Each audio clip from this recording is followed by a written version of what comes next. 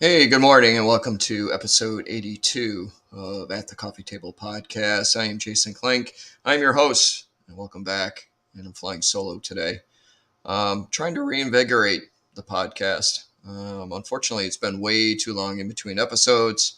I've had others ask me, how the podcast was going and when the next episode was.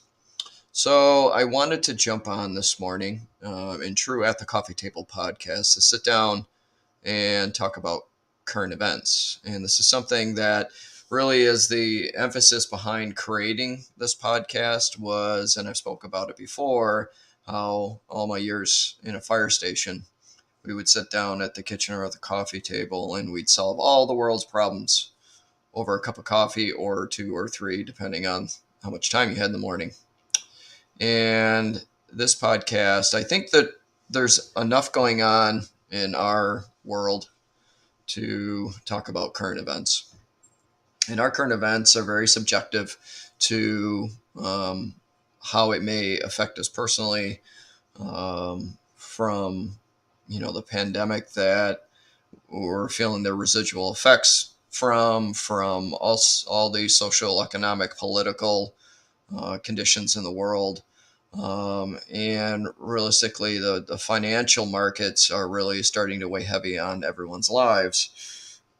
If you take a look at everything that's transpired, and even if you go back historically,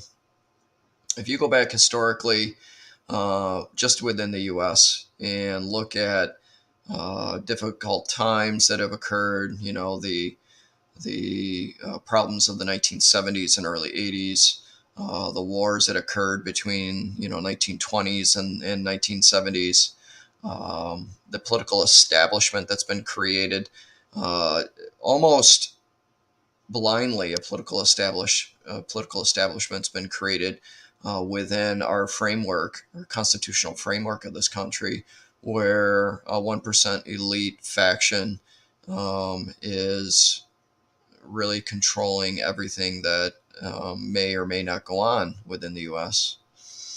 and realistically globally, because historically, after the World Wars, the superpowers that came out of that, the U.S., Russia, maybe a little bit of Great Britain, but Great Britain was kind of the ugly stepchild that they appeased, sat in the corner, and gave them a little chunks of the world, and they were good with that. Um, and now you have rise of different superpowers in China and even a little bit with Japan.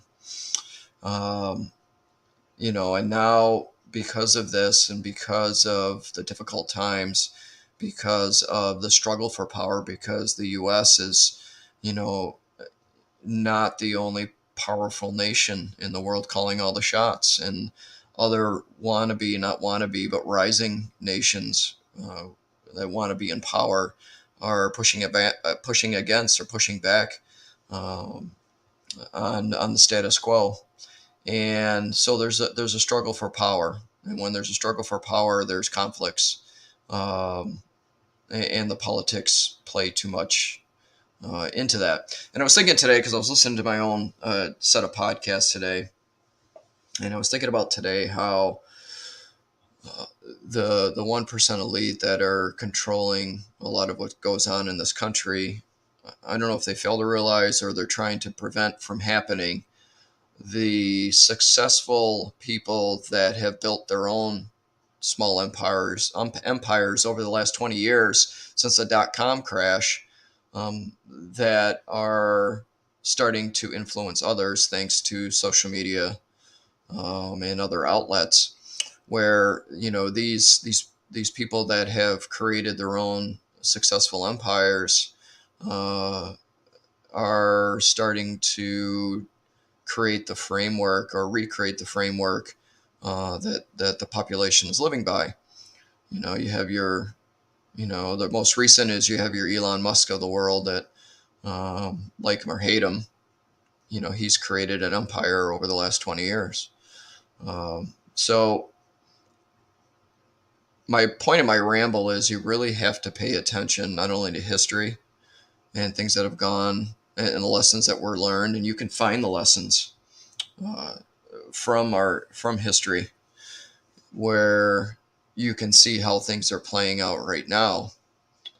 Uh, the political machine in Washington should be very nervous about these successful individuals that created their own success over the last 20 years, because they're a real threat to their current power status. And the political faction in play right now is not going to allow that to happen, or they're going to try their best not to allow that to happen. But when you have that kind of conflict where that's not allowed to happen, that's where revolutions begin. And historically, civilizations have collapsed for a lot less than what's gone on over the last 3 years, 3 or 4 years. Uh, it's very easy to get consumed into a lot of what's going on, and the news media. You can say what you want, but the news media is paid to report what they are to report, um, depending on their platform they want to promote. So, it's very difficult to figure out what's truthful and what's being influenced. And had a real conversation with my brother-in-law over the weekend, because his family and him are Ukrainian, and they have family in Ukraine, and for them to sit here in the U.S. and watch the tragic events unfold in Ukraine is very difficult for them for good reasons. Unfortunately, I find it tragic, but I also find it as part of the collateral damage of political factors in play that are struggling to gain power. And it's difficult to watch, but it's also difficult to understand of how it just keeps dragging on and on and on, and it's almost like back and forth, but no real gain for either side. And it's unfortunate. I feel very, very badly for the Ukrainian people. It's so, but the interesting part is, him and I could have that conversation and even have a little bit of a difference of an opinion, but it's a social conversation where everybody gets the right to their opinion. And, we've really lost sight of that because of the political divide that creates divides in our country for political gain. And you should be able to have conversations with people, no matter what their status is, what their financial status, social status, everything that goes into it. And at the end of the day, it's about being human to humans and having that human factor. I'm of the opinion that, and where this is coming from is, I was looking over the newest guidelines and laws regulating real estate agents, and they just keep adding more and more classes for us to take. But they're not classes on real estate. See, we were bound to take fair housing classes every year to get enough credits that we understood fair housing laws. And now they're introducing inclusivity. They're including bias education. But when you're in a business and you're treating humans like humans, no matter where they come from or what they represent, these kind of educational pieces really shouldn't play a part in that. But unfortunately, people have made mistakes in the past and done shady business in the past. That now these things keep getting thrown in. But to me, a lot of these requirements are because of politics and not about humans working with humans. And it's just sad that we have to take, as a business owner in real estate, you have to take classes to remind you how to be a good human and to treat people fairly. And it shouldn't be like that.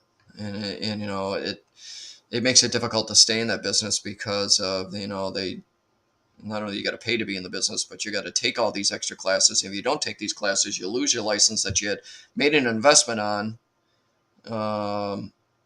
and you got to wrap that all up together. The current events in our world are very difficult to absorb and to digest. I survive best in my own little world. I don't watch a lot of the news. I've been saying that for better part of 2 years. I just stopped watching the news because it's so politically influenced. And the only reason I ever get a glimpse of the news is if it's on social like Twitter, or if my wife turns it on the TV, because she still likes to watch the local news, which that's fine. Local news is not as bad as the national, but I just I just can't stomach the sometimes biased and singular focus of the news platforms, that they know that they're losing viewers and they're losing interest because of the realness on social media, because people can get very real on social media. It can get really fake too, but you can see reality a lot of the times in what people are sharing.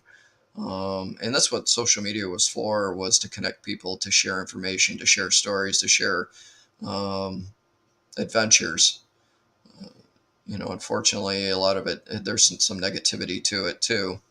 Uh, but it's, you have to pick and choose what your influences are in your own personal world. You have to pick and choose how much of the insanity you want to let in or keep out. You have to choose how much you're involved. And now more than ever is our chance as a society to rise up and be leaders and take ownership, especially in the US, take ownership back of our country, because our framework, our constitution, is being influenced by politics. And it was slowly being torn apart 4 years ago, and it's still being torn apart today. And it's become optional what was written in that Constitution, and the rights that we were afforded in this country for political gain. And you can, a lot of my points here today, you can agree with me, and that's fine. You can disagree with me, which is fine. I'd love to hear your comments. Drop comments in and let me know what you think of the current environment and the current status. Because, like I said at the beginning, the emphasis of this podcast was, sitting down and having conversations like we used to in the fire station. And we didn't always agree. And a lot of times we disagree, and sometimes it would be heated disagreements. But when we walked away, we're still a brother and sisterhood, and we still were able to, have relationships with each other without chopping each other off at the knees because of our personal beliefs, our personal stance on certain topics. So, like I said, agree, disagree, indifferent, let me know. Let me know what you think. I'd love to hear what you think about the current environment, what you think about what's going on in the world, because it hasn't been different. People are struggling. People are struggling. Organizations are struggling. Businesses are struggling. What's gone on in the last 3 years has come to rear its ugly head in everything's expensive. Inflation's out of control. The dollar, it has no value. The government just thinks printing money solves the problem when it creates bigger problems, and the rest of us have to pick up the pieces and try to survive. Um, you know, these big companies like the oil companies know for a fact that in the U.S. we have to get in a car and drive to work for most of us. So they're going to take advantage of what's going on in the world with inflation and everything else. And now we got gas prices that are through the roof. But they know sure as anything that because we have to go to work to support our families, we have to get in the car, go to the gas station, put gas in the car. The latest thing with baby formula, I don't get it. It's like the toilet paper thing. Didn't get that. Now I don't understand the whole baby formula thing. Um, and one thing for moms to understand is, that's just those are products that are produced. And if you're in the position where you only can use baby formula for your child and you're a tough spot, I feel for you. But you're feeling the effects of big business taking advantage of the current situation, creating a supply and demand situation, because that's what it is, supply and demand. And that's why things are the way they are. So I'm going to finish this up by saying, or finish this ramble up by saying, because like I said, I wanted to come on and, start creating some more consistency with the podcast. And I'd love to have people on that would like to, have topics like this to discuss. have a heated debate, share their ideas, share their projects. That's the basis of this podcast. So if you have any interest, let me know. And let's keep the conversation going, because that's the purpose of At the Coffee Table, is to have a conversation and keep the conversation going, and maybe we'll make a little bit of a difference in the world. So with that, I'll end today's show by saying there'll be some more shows, and maybe just me singular, but I'm always in search of interesting guests to have on. So hopefully we'll have some more of those recordings coming forward and throughout the summer. But I hope to, provide more value coming from the At the Coffee Table podcast. So with that, everybody, take care of yourselves, take care of each other, and have a great day.